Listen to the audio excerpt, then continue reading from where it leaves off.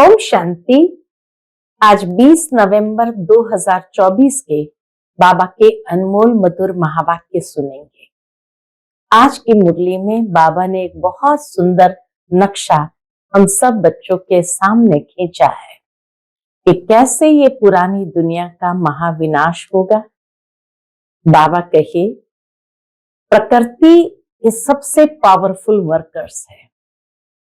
कहाँ जहां बहुत गंदगी होगी तो अर्थक्वेक होगा और अर्थक्वेक में सब समा जाएंगे, और कहाँ देखेंगे तो आग जलाएगी, कहीं सुनामी आएंगी और सारा पानी के अंदर समा लेंगे, और फिर धरती के ऊपर सारे हीरे रत्न मोती आएंगे और नई दुनिया में जो महल बनेंगे उसमें बड़े बड़े हीरे जड़ेंगे। तो वो हीरे प्रकृति के द्वारा ही प्राप्त होगा, धरती से ही प्राप्त होगा। और जो बच्चे जानते हैं इस हुनर को कि कैसे हीरे को जड़ना होता है, तो बहुत सुंदर महलों के अंदर हीरे जड़ेंगे। बाबा कहे आपके ताज में हीरे जड़ेंगे और इस तरह सारी नई दुनिया बनने लगेगी। नई दुनिया का भी बहुत सुंदर नक्शा जैसे आज की मुरली में बाबा ने खींचा है, तो सुनते हैं आज के बाबा के अनमोल मधुर महावाक्य। ओम शांति। मीठे बच्चे, मन मना भव के वशीकरण मंत्र से ही तुम माया पर जीत पा सकते हो। यही मंत्र सबको याद दिलाओ। आज की मुरली से प्रश्न है, इस बेहद के ड्रामा में सबसे जबरदस्त लेबरर्स यानी नौकर कौन कौन है और कैसे? उत्तर है, इस पुरानी दुनिया की सफाई करने वाले सबसे जबरदस्त लेबर्स है नेचुरल कैलामिटीज। धरती हिलती है, बाढ़ आती है, सफाई हो जाती है। इसके लिए भगवान किसी को डायरेक्शन नहीं देते हैं, इसलिए उनको गॉडली कैलेमिटीज नहीं कहेंगे, ये नेचुरल कैलेमिटीज है, क्योंकि भगवान किसी को डायरेक्शन नहीं देते। बाप कैसे बच्चों को डिस्ट्रॉय करेंगे? यह तो ड्रामा में पार्ट है, रावण का राज्य है ना, इसे गॉडली कैलेमिटीज नहीं कहेंगे। ओम शांति। बाप ही बच्चों को समझाते हैं, बच्चे मन मना भव। ऐसे नहीं कि बच्चे बैठ बाप को समझा सकते। बच्चे नहीं कहेंगे शिव बाबा मन मना भव, नहीं। यूं तो भल बच्चे आपस में बैठ चिट-चैट करते हैं, राय निकालते हैं, परंतु जो मूल महामंत्र है वह तो बाप ही देते हैं। गुरु लोग मंत्र देते हैं। यह रिवाज कहां से निकला? बाबा कहे गुरु मंत्र देना, ये भी रिवाज भारत से ही निकला। यह बाप जो नई सृष्टि रचने वाला है वही पहले पहले मंत्र देते हैं, मन मना भव। इसका नाम ही है वशीकरण मंत्र, अर्थात माया पर जीत पाने का मंत्र, माया को वश करने का मंत्र है। यह कोई अंदर में जपना नहीं है, यह तो समझाना होता है। बाप अर्थ सहित समझाते हैं उनके कैसे मन मना भव होना है। यह वशीकरण मंत्र है, परंतु ये नहीं बैठ करके ये जपना है मन मना भव, मन मना भव, मन मना भव, नहीं। मन मना भव का महामंत्र ये माया को वश करने का मंत्र है, किसी व्यक्ति को नहीं। ये अर्थ सहित बाप समझाते हैं। बल गीता में है, परंतु अर्थ कोई नहीं समझते। मन मना भव अक्षर है परंतु समझते नहीं। यह गीता का एपिसोड भी है, परंतु सिर्फ नाम बदली कर दिया है। कितनी बड़ी बड़ी पुस्तक आदि भक्ति मार्ग में बनती है, वास्तव में यह तो ओरली बाप बैठ बच्चों को समझाते हैं। बाप की आत्मा में ज्ञान है, बच्चों की भी आत्मा ही ज्ञान धारण करती है, बाकी सिर्फ सहज कर समझाने के लिए ये चित्र आदि बनाए जाते हैं। तुम बच्चों की तो बुद्धि में ये सारा नॉलेज है। तुम जानते हो बरोबर आदि सनातन देवी देवता धर्म था और कोई खंड नहीं था। फिर बाद में ये खंड ऐड हुए हैं, तो वह भी चित्र एक कोने में रख देना चाहिए। जहां तुम दिखलाते हो भारत में इनका राज्य था, तो फिर और कोई धर्म नहीं था। अभी तो कितने ढेर धर्म है, फिर ये सब नहीं रहेंगे। यह है बाबा का प्लान। हाँ, यह है बाबा का प्लान। क्या प्लान है? उन विचारों को कितनी चिंता लगी हुई है। तुम बच्चे समझते हो ये तो बिल्कुल ठीक है। लिखा हुआ भी है कि बाप आकर ब्रह्मा द्वारा स्थापना करते हैं इसकी, नई दुनिया की। जमुना का कंठा यह है कैपिटल। वहां एक ही धर्म होता है। झाड़ बिल्कुल छोटा है। इस झाड़ का ज्ञान भी बाप ही देते हैं। चक्र का ज्ञान देते हैं। सतयुग में एक ही भाषा होती है और कोई भाषा नहीं होगी। तुम सिद्ध कर सकते हो एक ही भारत था, एक ही राज्य था, एक ही भाषा थी। पैराडाइज में सुख शांति थी, दुख का नाम निशान नहीं था। पूरा सतयुग का नई दुनिया का प्लान बाबा बताते हैं। दुख का नाम निशान नहीं था। हेल्थ, वेल्थ, हैप्पीनेस सब था। भारत नया था तो आयु भी बहुत बड़ी थी, क्योंकि पवित्रता थी। पवित्रता में मनुष्य तंदुरुस्त रहते हैं। अपवित्रता में देखो मनुष्य का क्या हाल हो जाता है। बैठे बैठे अकाले मृत्यु हो जाती है। जवान भी मर पड़ते हैं। दुख कितना होता है, वहां अकाले मृत्यु होती नहीं। फुल एज होती है, पीढ़ी तक अर्थात बुढ़ापे तक कोई मरते ही नहीं है। इसको भी समझाओ तो ये बुद्धि में बिठाना है। बेहद के बाप को याद करो, वही पतित पावन है, वही सदगति दाता है। वही पतित पावन है, वही सदगति दाता है। तुम्हारे पास ये नक्शा भी होना चाहिए, तो सिद्ध कर समझा सकेंगे। आज का नक्शा यह है, कल का नक्शा यह है। दोनों का कॉन्ट्रास्ट बताना है। कोई तो अच्छी रीति से सुनते भी है, ये पूरा समझाना होता है। ये भारत अविनाशी खंड है। जब ये देवी देवता धर्म था तो और कोई धर्म थे नहीं।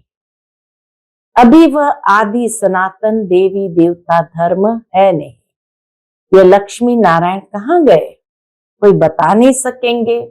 कोई में ताकत नहीं बताने की। तुम बच्चे अच्छी रीति रहस्य युक्त समझा सकते हो, इसमें मूंझने की दरकार नहीं।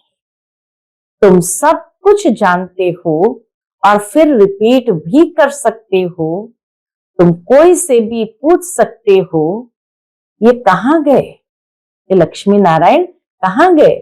तुम्हारा प्रश्न सुनकर चकित हो जाएंगे। तुम तो निश्चय से बताते हो कैसे यह भी 84 जन्म लेते हैं। बुद्धि में तो है ना। तुम झट कहेंगे सतयुग नई दुनिया में हमारा राज्य था। एक ही आदि सनातन देवी देवता धर्म था, दूसरा कोई धर्म नहीं था। एवरीथिंग न्यू, वह सब कुछ नया। हर एक चीज सतो प्रधान होती है। सोना भी कितना अथाह होता है, कितना सहज निकलता होगा। वहां से, जमीन से सोना भी कितना सहज निकलता होगा, जो फिर ईंटें, मकान आदि बनते होंगे। वहां तो सब कुछ सोने का होता है। खानियां सब नई होगी ना। इमिटेशन तो निकालेंगे ही नहीं, जबकि रियल ही बहुत है। यहाँ रियल का नाम नहीं, इमिटेशन का कितना जोर है। इसलिए कहा जाता है झूठी माया, झूठी काया, झूठा सब संसार। संपत्ति भी झूठी है। हीरे मोती ऐसे ऐसे किस्म के निकलते हैं, सतयुग में हीरे मोती ऐसे ऐसे किस्म के निकलते हैं जो पता भी नहीं पड़ सकता कि सच्चा है या झूठा है। शो इतना होता है जो परख नहीं सकते हैं, झूठा है व सच्चा। आज की दुनिया में ऐसे ऐसे हीरे मोती निकलते जो पता ही नहीं चलता सच्चा है या झूठा। वहां तो ये झूठी चीजें आदि होती नहीं। विनाश होता है तो सब धरती में चले जाते हैं। इतने बड़े बड़े पत्थर हीरे आदि मकानों में लगाते होंगे, वह सब कहां से आया होगा? कौन कट करते होंगे? हीरो को, पत्थर को, सोने की ईंटों को कौन कट करते होंगे? इंडिया में भी एक्सपर्ट बहुत है, होशियार होते जाएंगे, फिर वहां ये होशियारी लेकर आएंगे ना। ताज आदि सिर्फ हीरो के थोड़ी बनेंगे, वह तो बिल्कुल रिफाइंड सच्चे हीरे होते हैं। यह बिजली, टेलीफोन, मोटर आदि पहले कुछ नहीं था। बाबा के इस लाइफ के अंदर ही क्या क्या निकला है। 100 वर्ष हुए हैं जो ये सब निकले हैं। वहां तो बड़े एक्सपर्ट होते हैं, सतयुग में तो बड़े एक्सपर्ट होते हैं, अभी तक सीखते रहते हैं, होशियार होते रहते हैं। यह भी बच्चों को साक्षात्कार कराया जाता है। वहां हेलीकॉप्टर्स भी फुल प्रूफ होते हैं। बच्चे भी बड़े सतो प्रधान, श्रूड बुद्धि वाले होते हैं। आगे थोड़ा चलो, बाबा कहे समय को थोड़ा आगे चलने दो, तुमको सब साक्षात्कार होते रहेंगे। जैसे अपने देश के नजदीक आते हैं तो झाड़ दिखाई पड़ते हैं। बाबा कहे जैसे कहीं विदेश गए हो, वापस अपने देश आते हैं तो झाड़ दिखाई पड़ते हैं ना, अंदर में खुशी होती रहती है। अब घर आया कि आया, अभी आकर पहुंचे हैं। पिछाड़ी में तुमको भी ऐसे साक्षात्कार होते रहेंगे। बच्चे समझते हैं मोस्ट बिलवेड बाबा है, वह है ही सुप्रीम आत्मा, उनको सब याद भी करते हैं। भक्ति मार्ग में तुम भी याद करते थे किसको? परमात्मा को।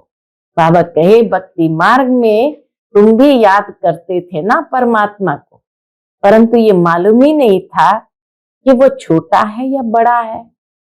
गाते भी है चमकता है अजब सितारा रुकुटी के बीच में, तो जरूर बिंदी मिसल होगा ना।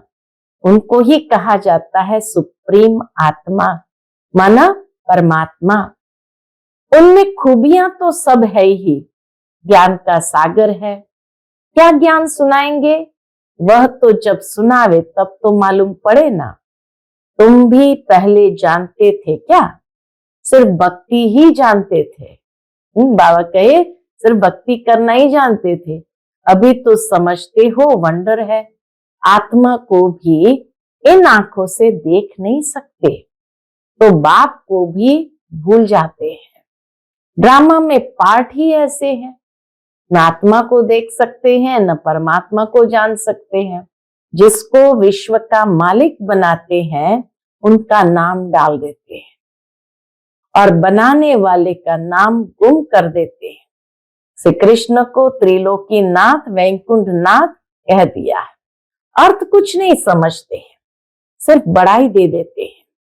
भक्ति मार्ग में अनेक बातें बैठ बनाई है। कहते हैं भगवान में इतनी ताकत है, वह हजारों सूर्य से तेज है, सबको भस्म कर सकते हैं। ऐसी ऐसी बातें बना दी है। बाप कहते हैं मैं बच्चों को जलाऊंगा कैसे? ये तो हो ही नहीं सकता। बच्चों को बाप डिस्ट्रॉय करेंगे क्या? नहीं, ये तो ड्रामा में पार्ट है। पुरानी दुनिया खत्म होनी है, पुरानी दुनिया के विनाश के लिए ये नेचुरल कैलेमिटीज सब लेबर्स है। कितने जबरदस्त लेबर्स है। ऐसे नहीं कि उन्हों को बाप का डायरेक्शन है कि विनाश करो, नहीं। तूफान लगते हैं, फेमिन होता है, भगवान कहते हैं क्या कि ये करो? प्रकृति को कोई ऑर्डर नहीं करते बाबा, कभी नहीं। ये तो ड्रामा में पार्ट है, उनका पार्ट ही ऐसा बना हुआ है। बाप नहीं कहते हैं बॉम्ब्स बनाओ, ये सब रावण की मत कहेंगे। ये बना बनाया ड्रामा है। रावण का राज्य है तो आसुरी बुद्धि बन जाते हैं। कितने मरते हैं, आखिर में सब जला देंगे। ये बना बनाया खेल है जो रिपीट होता है। बाकी ऐसे नहीं कि शंकर के आंख खोलने से विनाश हो जाता है। इनको गॉडली कैलेमिटीज भी नहीं कहेंगे, ये नेचुरल ही है। अब बाप तुम बच्चों को श्रीमत दे रहे हैं, कोई को दुख आदि देने की बात ही नहीं। भगवान सुखदाता है, वो कभी किसी को दुख आदि देने की कोई बात ही नहीं। बाप तो है ही सुख का रास्ता बताने वाला। ड्रामा प्लान अनुसार मकान पुराना होता ही जाएगा। बाप भी कहते हैं ये सारी दुनिया पुरानी हो गई है, ये खलास होनी चाहिए। आपस में लड़ते देखो कैसे हैं। आसुरी बुद्धि है ना, जब ईश्वरीय बुद्धि है तो कोई भी मारने आदि की बात नहीं। बाप कहते मैं तो सबका बाप हूं, हमारा सब पर प्यार है। बाबा देखते यहाँ है, फिर अनन्य बच्चों तरफ ही नजर जाती है, जो बाप को बहुत प्रेम से याद करते हैं, सर्विस भी करते हैं। भले सामने बैठे लेकिन बाबा उन बच्चों को भी देखते हैं। यहाँ बैठे बाप की नजर सर्विसेबल बच्चों तरफ चली जाती है। कभी देहरादून, कभी मेरठ, कभी दिल्ली। जो बच्चे मुझे याद करते हैं मैं भी उन्हों को याद करता हूं। जो मुझे नहीं भी याद करते हैं तो भी मैं सबको याद करता हूं। कितना भोला है बाबा कि जो नहीं भी याद करते तो भी मैं सबको याद करता हूं, क्योंकि मुझे तो सबको ले जाना है ना। हाँ, जो मेरे द्वारा सृष्टि चक्र की नॉलेज को समझते हैं नंबरवार, वह फिर उच्च पद पाएंगे। ये बेहद की बातें हैं। वह टीचर आदि होते हैं हद के, यह है बेहद का। तो बच्चों को अंदर में कितनी खुशी होनी चाहिए। बाप कहते सबका पाठ एक जैसे नहीं हो सकता है। इनका तो पाठ था, परंतु फॉलो करने वाले कोटों में कोई निकले। कहते बाबा हम 7 दिन का बच्चा हो, 1 दिन का बच्चा हो तो पुंगरे ठहरे ना। पुंगरे माने बच्चे छोटे छोटे ठहरे ना। तो बाप हर बात समझाते रहते हैं। नदी भी बरोबर पार कर आए थे। नदी भी सिंध में नदी पार करके हैदराबाद से कराची में आए थे। बाबा के आने से ज्ञान शुरू हुआ है। उनकी कितनी महिमा है। वह गीता के अध्याय तो तुमने जन्म जन्मांतर कितने बार पढ़े होंगे। फर्क देखो कितना है। कहां से कृष्ण भगवान वाच, कहां शिव परमात्मा वाच। रात दिन का फर्क है। तुम्हारी बुद्धि में अब है, हम सचखंड में थे, सुख भी बहुत देखा, 3/4 सुख देखते हो। बाप ने ड्रामा सुख के लिए बनाया है, न कि दुख के लिए। ये तो बाद में तुमको दुख मिला है। बाबा ने कोई ये ड्रामा दुख के लिए नहीं बनाया, सुख के लिए ही। तो 3/4 सुख रहती है, बाकी 1/4 फिर बाद में दुख मिलता है। लड़ाई तो इतनी जल्दी लग नहीं सकती। तुमको बहुत सुख मिलता है, आधा आधा हो तो भी इतना मजा न रहे, इसलिए 3/4 सुख है, आधा आधा भी नहीं है। 3,500 वर्ष तो कोई लड़ाई ही नहीं, बीमारी आदि नहीं, माना रेता पूरा होने के बाद भी 1,000 वर्ष तक कोई लड़ाई नहीं, कोई बीमारी नहीं। यहाँ तो देखो बीमारी पिछाड़ी बीमारियां लगी हुई है। सतयुग में थोड़ी ऐसे कीड़े आदि होंगे जो अनाज खा लेवे, इसलिए उनका तो नाम ही है स्वर्ग। तो पूरा बाबा ने स्वर्ग का नक्शा भी आज हमारे सामने क्लियर किया कि कैसे वो स्वर्ग होगा। तो वर्ल्ड का नक्शा भी तुमको दिखाना चाहिए, तब समझ सकेंगे असल में भारत यह था और कोई धर्म था नहीं। फिर नंबरवार धर्म स्थापन करने वाले आते हैं। अभी तुम बच्चों को वर्ल्ड की हिस्ट्री ज्योग्राफी का मालूम है, तुम्हारे सिवाय बाकी सब तो कह देंगे नेति नेति, अर्थात हम नहीं जानते, हम नहीं जानते, हम बाप को नहीं जानते हैं, कह देते हैं उनका कोई नाम रूप देश काल है ही नहीं। नाम रूप नहीं तो फिर कोई देश भी नहीं हो सकता है, कुछ भी समझते नहीं। अब बाप अपना यथार्थ परिचय तुम बच्चों को देते हैं और उस यथार्थ परिचय के आधार से ही हम बाबा को याद करते हैं। अच्छा, मीठे मीठे सिकिलते बच्चों प्रति माता पिता बाप दादा का याद प्यार और गुड मॉर्निंग। रूहानी बाप की रूहानी बच्चों को नमस्ते। हम सब रूहानी बच्चों की रूहानी माता पिता बाप दादा को याद प्यार, गुड मॉर्निंग और नमस्ते नमस्ते। शुक्रिया बाबा, शुक्रिया। आज की मुरली से धारणा के लिए मुख्य सार है। पहली पॉइंट, सदा अपार खुशी में रहने के लिए बेहद का बाप जो बेहद की बातें सुनाते हैं उनका सिमरण करना है और बाप को फॉलो करते चलना है। अपार खुशी में रहना है तो बाप जो बेहद की बातें सुनाते हैं उनका सिमरण कर बाप को फॉलो करते चलना है। दूसरी पॉइंट, सदा तंदुरुस्त रहने के लिए पवित्रता को अपनाना है। पवित्रता के आधार से हेल्थ, वेल्थ और हैप्पीनेस का वर्षा बाप से लेना है। आज का बाप दादा का मधुर वरदान हम बच्चों के प्रति है, सर्व प्राप्तियों को स्मृति में इमर्ज रख, सदा संपन्न रहने वाली संतुष्ट आत्मा भव। सर्व प्राप्तियों को स्मृति में इमर्ज रख, सदा संपन्न रहने वाली संतुष्ट आत्मा भव।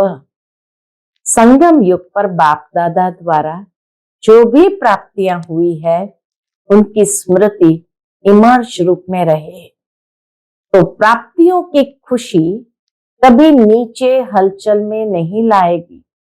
प्राप्तियों की खुशी में सदा ऊपर उड़ते रहेंगे, सदा अचल रहेंगे। संपन्नता अचल बनाती है, हलचल से छुड़ा देती है। तो सर्व प्राप्तियों से संपन्न है वे सदा राजी, सदा संतुष्ट रहते। संतुष्टता सबसे बड़ा खजाना है। जिसके पास संतुष्टता है उसके पास सब कुछ है। वह यही गीत गाते रहते हैं कि पाना था वो पा लिया, काम क्या बाकी रहा। आज का स्लोगन है, मोहब्बत के झूले में बैठ जाओ तो मेहनत आपे ही छूट जाएगी। मोहब्बत के झूले में बैठ जाओ तो मेहनत आपे ही छूट जाएगी। अर्थात बाबा के साथ की मोहब्बत आत्मा की इतनी गहरी हो जो कोई मेहनत लगे ही नहीं। अच्छा, ओम शांति।